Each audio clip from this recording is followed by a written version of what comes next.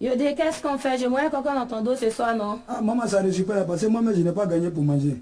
Ton moyen réussi, petit. Mais j'ai quoi? Les cocos comme ça me charge. Depuis que le Zouglou a créé tout reçu pour nous, c'est que pour moi, ça moyen réussi ce soir-là. Ah, maman, pour toi, là, ça brille maintenant. C'est l'un des meilleurs livres que j'ai lu cette année. Un livre que j'ai recommandé à Didier Drogba et à Samuel Eto'o. Un livre qui a été écrit par une personne qui a été reconnue comme l'un des 10 penseurs les plus influents au monde. Si Emmanuel Adebayor avait lu ce livre, il allait comprendre pourquoi certains proches de lui, certains membres de sa famille, voulaient absolument détruire sa carrière. Si Paul Pogba lit ce livre, il va comprendre pourquoi son propre frère a voulu détruire sa réputation et sa carrière. Il va comprendre aussi pourquoi son propre frère a voulu détruire son amitié avec son coéquipier de l'équipe nationale, Kylian Mbappé. C'est un livre qui a été vendu à plus de 2 millions d'exemplaires à travers le monde. Quel est ce livre? Et pourquoi c'est une approche révolutionnaire pour réussir? Ce livre, c'est Give and Take d'Adam Grant. Give and Take, c'est-à-dire donner et prendre.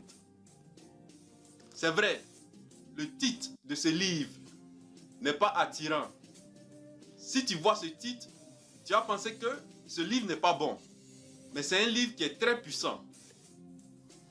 Adam Grant, l'auteur de ce livre, est un psychologue. C'est un professeur aussi.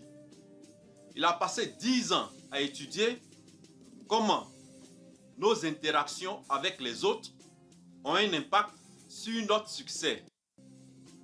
Il a fait des recherches approfondies sur la façon dont les gens se comportent et sur les facteurs clés du succès.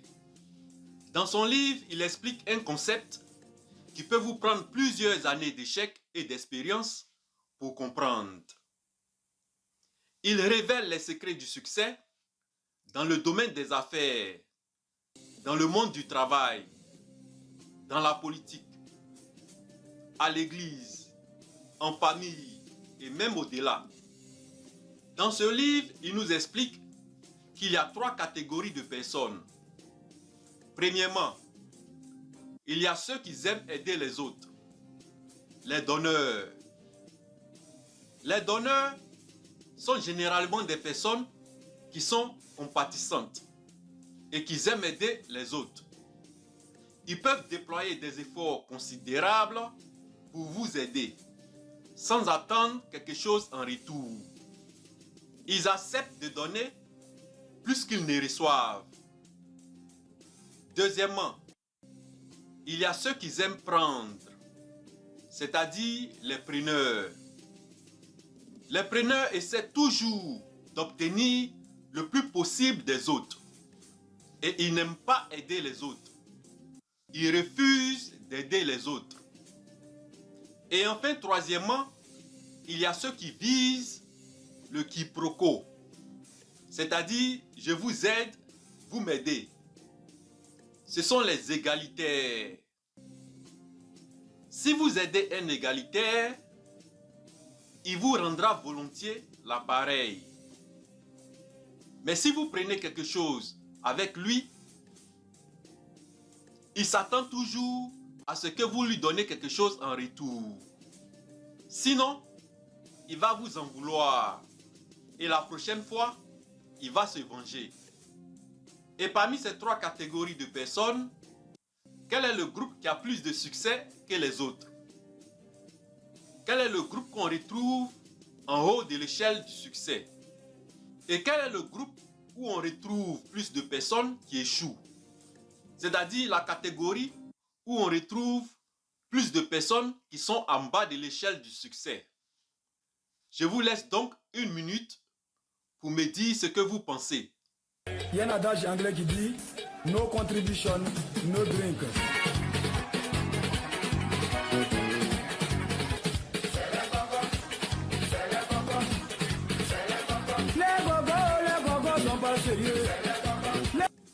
La catégorie dans laquelle on retrouve plus de personnes qui échouent n'est pas sûrement celui auquel vous vous attendez. C'est le groupe des donneurs.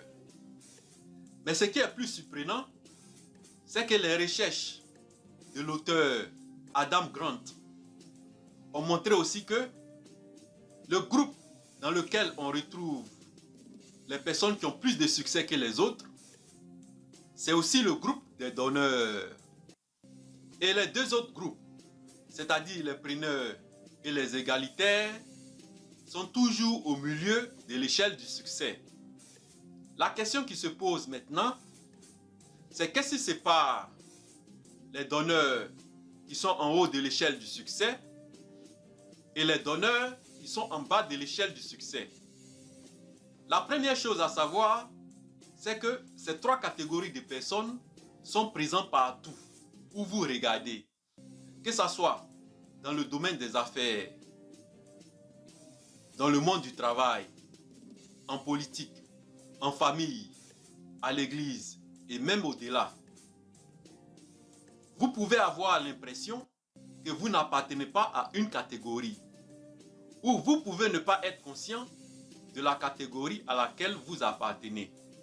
Mais il y a de fortes chances que les personnes avec lesquelles vous travaillez ont déjà repéré votre type de personnalité, la catégorie à laquelle vous appartenez. C'est maintenant ceux qui se reconnaissent comme preneurs vont cesser de regarder cette vidéo parce qu'ils n'aiment pas qu'on dévoile leurs secrets. Et ceux qui sont dans les deux autres catégories vont continuer de regarder cette vidéo parce qu'avant la fin de cette vidéo, ils vont savoir comment se protéger des preneurs. Donc, voyons maintenant qu'est-ce qui sépare les donneurs qui sont en haut de l'échelle du succès et les donneurs qui sont en bas de l'échelle du succès. Bien qu'ils soient de la même catégorie, il y a une caractéristique très importante qui les sépare. Ils ne sont pas tous au même niveau. Certains donneurs connaissent un succès énorme, tandis que d'autres peinent à décoller leurs ailes. Certains sont en feu, tandis que d'autres se puisent. Et nous allons voir maintenant qu'est-ce qui fait la différence. Les recherches d'Adam Grant ont relevé que les donneurs qui réussissent ne s'orientent pas seulement sur les autres. Ils sont plus intéressés par eux-mêmes. Qu'est-ce que ça veut dire? Ça veut dire que malgré qu'ils accordent de l'importance aux besoins des autres, ils accordent plus d'importance à leurs propres intérêts et à leurs propres besoins.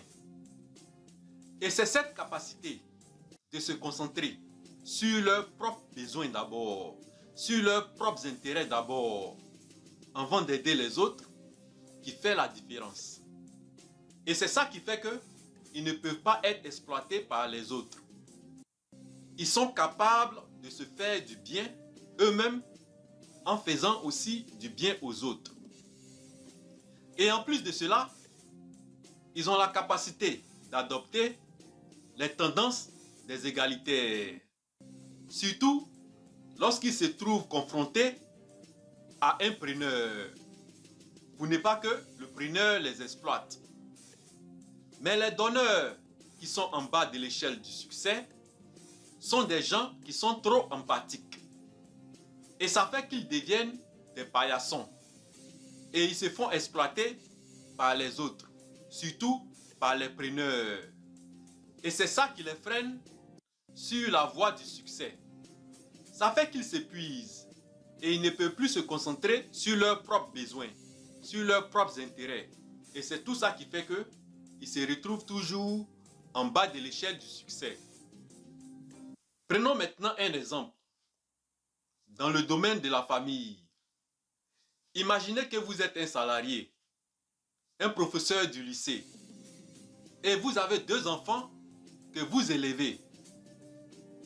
Et un autre jour, vous voyez deux enfants qui sont orphelins de père et de mère. Ça fait que vous prenez la décision de vous occuper d'eux. Vous les hébergez. Vous financez leurs études. Et quand ils finissent leurs études, ils commencent à travailler. Et maintenant que vous êtes à la retraite, un des enfants vient vous voir. Il veut acheter une assurance vie pour vous. Mais en réalité, ce qu'il recherche, c'est de pouvoir vous empoisonner après avoir acheté l'assurance vie et prendre l'argent de l'assurance. Et l'autre prend un pistolet et il veut vous tuer. Simplement parce que sa copine est venue vous expliquer le problème qu'elle a avec lui. Et ça s'est passé dans ma propre famille. C'est l'histoire de ma tante qui a élevé 2 enfants orphelins. Et ces enfants-là aujourd'hui, au lieu d'être reconnaissants, ils la menacent. Ils veulent prendre ses biens. Donc pour finir cette vidéo, si tu es un donneur qui se retrouve en bas de l'échelle du succès, tu dois apprendre à être plus intelligent dans ta générosité. Parce que les preneurs vont toujours chercher à abuser de ta gentillesse. Et ce qu'il faut savoir, c'est que les preneurs considèrent toujours ta gentillesse comme une faiblesse. Comme d'habitude, likez, partagez et abonnez-vous. Et on se revoit dans une autre vidéo.